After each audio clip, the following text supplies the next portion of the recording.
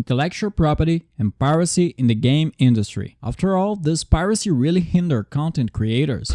This is Libertarian View, your source of decentralized and distributed information. Radiohead is one of the most famous bands in the world. The truth is that, whether in the way they make music or in their marketing strategy, the British band has always been very innovative, a characteristic that makes them highly acclaimed in the music industry. Their seventh album, In Rainbows, released in 2007, is a perfect example of this innovative feature. But beyond the music and the mix of genres found in the album, what was the real innovation? The band hadn't had a record deal in ages, and after a 4 years hiatus, they decided to make the entire album available on their website. Fans were allowed to pay whatever they wanted or even download it for free. Had they gone out of their minds? After all, making a craft, especially one that took months to be finished, available for free sounds crazy, doesn't it? The fact is that pre-release sales for In Rainbows were more profitable than the total sales of Hail to the Thief, the band's previous album.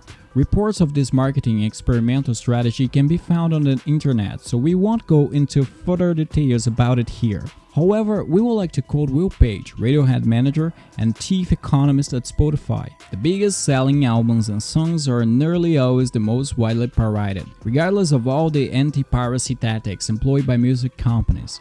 Or to sum up by paraphrasing an early argument, popular music is popular everywhere it's popular. A lot happened from 2007 to 2020. Music streaming services become more popular, decreasing the demand for pirated music. But could this example be applied to the game industry? Is there anything wrong with pirating any kind of content? If the work protected by intellectual property right is copied and made available for download, who will ensure that the original creators will profit? For some people, the current model that protects content creators is satisfactory and correct. However, this is a very controversial topic and is highly debated regarding the ethics involved in this practice.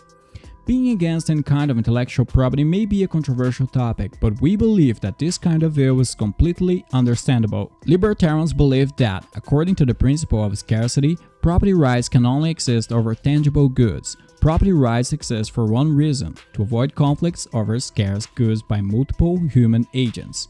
For it to function, the rules concerning property rights need to be clear, visible, and unambiguous. Property rules should not apply to ideas, inventions, and trademarks because they do not fit into this principle.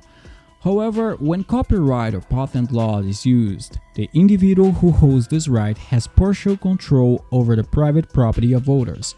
But how is this possible? Imagine that a developer X can prevent a person Y from using their game code, even if Y is using their own computer, keyboard, and resources. Digital media do not fit into the principle of scarcity, as they can be easily copied in a process in which the original carrier does not lose their information.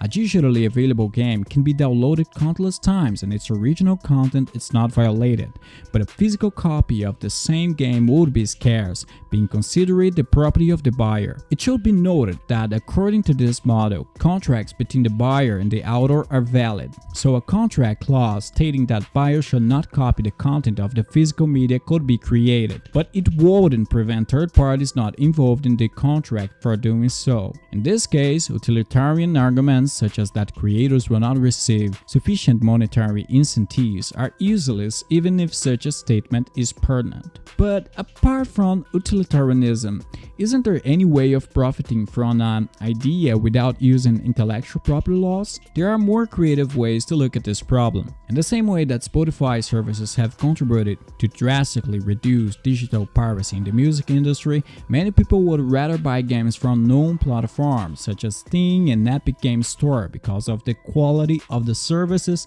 provided and security. According to the libertarian point of view, it would be valid for a platform to add to their terms of use prevention measures for copying the games by the users, even if we cannot think of any effective measure. Free market competition between private companies helps encourage the creation of better and more accessible services.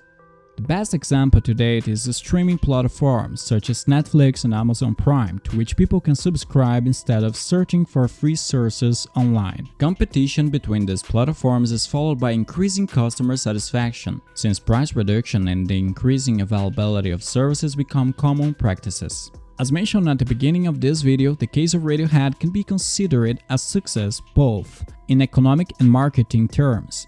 Even without a record deal to distribute their new album, it was more profitable than the previous one, even though buyers didn't necessarily have to pay for the album. Could the game industry follow their lead? Radiohead's strategy was honorable but is considered risky by game developers. Danger Gazers is a game available on Steam for $90.99. Recently, its developer made available the full version of the game for free. Shut Up Baba Cat guaranteed that there's no catch and that those interested in downloading it would be able to play the full version for free. In the end, Baba Cat's stat tech worked out well and Danger Gazers had a 400% increase in sales on Steam. Judging by the reviews on their website, the game has been supported even by players who are not interested in the game genre, and a Patreon page was made so that users can support the company directly.